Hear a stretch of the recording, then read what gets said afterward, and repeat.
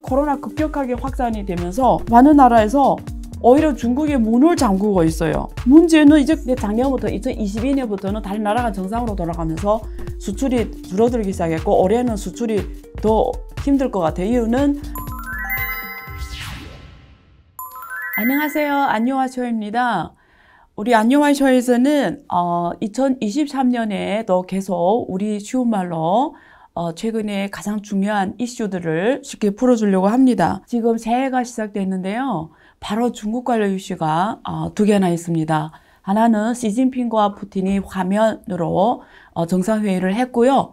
다른 하나는 지금 언론을 달구고 있는 중국발 코로나 확산입니다. 오늘 1부에서는 이 두 가지 주제를 가지고 우리가 어떻게 바라봐야 되는지 다뤄보도록 하겠습니다. 첫 기사 함께 보시죠. 그동안 중국이 제로 코로나 정책을 취하면서 많은 나라가 저 중국이 제로 코로나를 언제 푸냐, 그리고 엄청나게 질타도 많이 했어요. 문을 잠그고 많은 인권 문제도 거들거리면서 중국이 지금 말도 안 하는 정책을 하고 있다 비판을 했는데 지난해죠. 12월 7일에 풀었어요. 중국 표는 1례 2관이라고 해요. 원래는 자례였는데 자례는 방역 격리까지 포함하는 가장 강한 방역 조치입니다. 중국 정부에서 자례라는 이 조치는. 근데 이번에 코로나를 1례 2관이라 해서 만약 이 조치 규제 안에 들어오면 격리는 못 하거든요. 그래서 이제는 빗장을 풀었습니다. 그래서 그토록 기다리던 중국이 빗장을 풀어서 중국 사람들이 해외에 맘대로 가고 또 해외 사람들 중국에 맘대로 가고 이러면서 이제는 정상 경제로 갈까 엄청 기대를 했는데 문제는 이제 거꾸로 됐어요. 중국 코로나 급격하게 확산이 되면서 많은 나라에서 오히려 중국의 문을 잠그고 있어요. 지금 여기 기사를 몇 개 보겠는데요. 중국발 입국 제한 지금 입국 제한한 나라가 최소 14개국입니다. 모로코는 전면 차단하고 있고 일본은 들어오는 데 대해서 격리 정치, 한국도 지금 단기 여행 이런 비자는 발급 안 하고요. 중국에서 들어오는 비행기에 대해서 방역 검사 그리고 격리 조치를 하는 걸로 지금 이미 나왔습니다. 그래서 최소 14개국에서 지금 이런 전면 제한 조치를 취하고 있고요.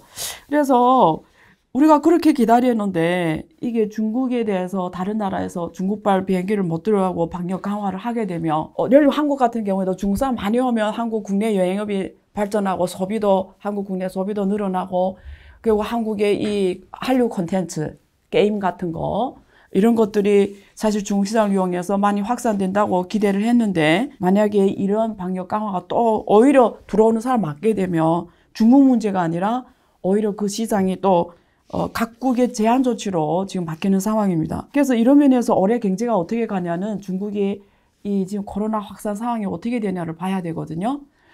제가 말씀드리면 일단은 이렇게 보시면 돼요. 올해 중국의 코로나 상황이 어떻게 전개되나 중국의 소비. 제가 항상 말씀드렸죠. 중국 경제는 우리가 총수요층에서 투자, 수출, 순수출이죠. 그리고 소비잖아요. 근데 투자는 지금 부동산 경제 때문에 굉장히 중앙정부에서 하고 있는 중앙 인프라 중심의 투자 말고는 지금 부동산 경제가 경착륙 우려 앞에서 지금 잘 안 되고 있어요. 민간 투자든지 지방 정부 투자든지 지금 힘들거든요. 자, 순수출. 재작년이죠. 이제 2021년까지 전 세계가 사실 정상적으로 돌아 못 가면서 중국의 수출이 굉장히 잘 됐어요. 근데 작년부터 2022년부터는 다른 나라가 정상으로 돌아가면서 수출이 줄어들기 시작했고 올해는 수출이 더 힘들 것 같아요. 이유는 유럽하고 미국 경제가 올해 굉장히 어려워질 거기 때문에 해외 경제가 안 좋기 때문에 주요 수출 지역인 유럽하고 미국이 어려워지면 중국 수출이 좋아지기가 사실 힘들거든요. 그렇기 때문에 지금 또 코로나 확산 정상적인 노동 이런 게 어렵기 때문에 수출도 기대하기 힘든 상황에서 올해 중국 경제가 글로벌 IB들이 중국에 대해서 뭐 5%, 4.8% 이상 이렇게 지금 보고 있잖아요. OECD도 4.7% 경제 성장을 전망하고 있는데 이게 되려면 소비입니다. 소비. 중국 국내 소비는 중국 GDP의 65% 이상 차지해요. 올해 중국 경제가 5%로 가냐는 중국 소비가 살아나냐. 이걸 봐야 되거든요. 근데 이 소비가 살아나냐는 두 가지로 봐야 됩니다. 하나는 중국이 올해 2023년 소득 증가, 쓸 돈이 있냐? 일단 첫 번째 이거 봐야 되고요. 두 번째, 쓸 돈은 있는데 이 사람들이 쓰냐? 이건 우리가 전문용어로 한계 소비 성향이라고 합니다. 그러니까 사람들이 돈은 있는데 또 써야 되거든요. 그걸 한계 소비 성향이라고 해요. 그러니까 이 두 가지 관점에서 제가 2023년 중국의 소비를 말씀드리며, 일단은 가처분 소득, 쓸 수 있는 돈 소득의 관점에서 보면 긍정적입니다. 중국 사람들이 저축을 전 세계에서 가장 많이 하는 민족이에요. 코로나 아니더라도 1년 소득이 50%는 항상 저축해 왔어요. 왜냐면 중국은 연금 이런 게 제도가 잘 안 돼서 노후 보장이 안 돼 있어요. 그래서 항상 저축을 하거든요. 원래 평시에도 50%를 저축해요. 근데 이번에 코로나 빵 터지면서 더 저축을 하게 됐어요. 그래서 지금 현금 저축이 구체적 데이터를 보면 12.5조 위안, 중국 GDP가 100조 정도예요.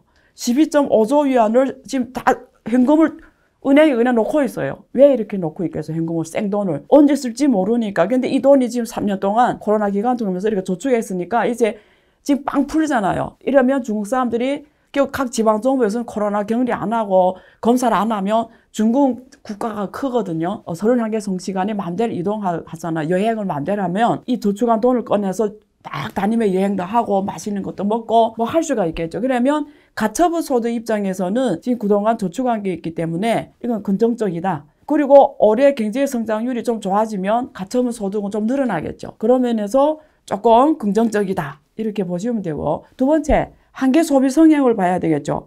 한계 소비 성향은 국가별로 차이가 큽니다. 그래서 한계 소비 성향의 국가 데이터를 미리 말씀드리면, 미국하고 유럽은 코로나 방역 정책 딱 없앴잖아요. 그리고 미국하고 유럽은 돈을 줬죠. 생돈을 줬어요. 막 100만 이상씩 원화로. 그러니까 방역 조치를 없애니까 미국하고 유럽은 한계 소비 성향이 확 늘어났어요. 바로 돈 썼다라는 거예요. 그래서 여기 데이터를 보면 미국은 한계 소비 성향이 176%, 그러니까 자기 돈보다 더 많이 쓴다는, 그러니까 이것처럼 소비가 확 폭발했다라는 거예요. 유럽도 뭐 독일 같은 경우는 93%, 그 코로나 이전에 거의 왔죠. 근데 유교 문화권인 싱가포르, 일본, 한국까지 보면 유교 문화권의 나라들 보면 방역 조치를 빵 풀었는데도 한계 소비 성향이 살아남았어요. 그냥 코로나 이전에 50, 60%까지 소비가 진행이 됐어요. 유교 문화권에 있는, 아시아권에 있는 여기는 풀어놔도 돈을 막 쓰지 않았다라는 거예요. 그러면 2024년 중국의 소비는 어떻게 될까?